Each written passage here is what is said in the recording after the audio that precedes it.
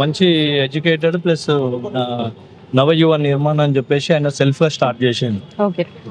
ఈ పార్టీలోకి రాకముందుకే ఆయన ఒక ఆర్గనైజేషన్ స్టార్ట్ చేసిండు.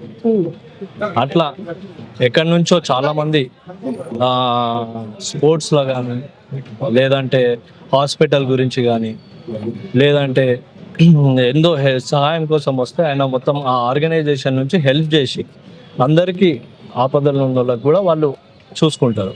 నవీననే కాదు, వాళ్ళ ఫ్యామిలీ కూడా అందరు ఎవరిని కాదన్నారు. వచ్చిన వాళ్ళకి అందరికీ పెళ్ళిళ్ళు ఏమన్నా కానీ, పెళ్ళిళ్ళు ఉన్నా కానీ, సావులు ఉన్నా కానీ వాళ్ళు సెల్ఫ్గా పార్టీతో సంబంధం లేదు. వాళ్ళు ఇప్పటి నుంచి కాదు, గత 40 సంవత్సరాల నుంచి పార్టీకి అందరి ప్రజలు ఇక్కడ ఉన్న స్థానిక ప్రజలు ఎవరైతే ఉన్నారో స్థానిక ప్రజలకి అందరికీ హెల్ప్ఫుల్గా ఉంటారు వాళ్ళు. అందుకే వాళ్ళకి చాలా మంచి గుడ్ విల్ ఉంది. అన్నకి కూడా మంచి పార్టీ చూసి టికెట్ ఇచ్చింది.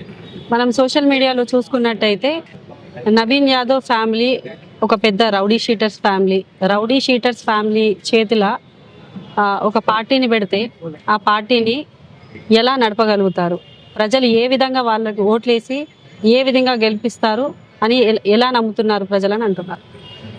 ఇప్పుడు రౌడీ షీటర్ అంటున్నారు మేడం. రౌడీ షీటర్ అయితే టికెట్ ఎందుకు ఇస్తారు చెప్పండి పార్టీ? ఒకటి ముందుగా క్వశ్చన్ అది.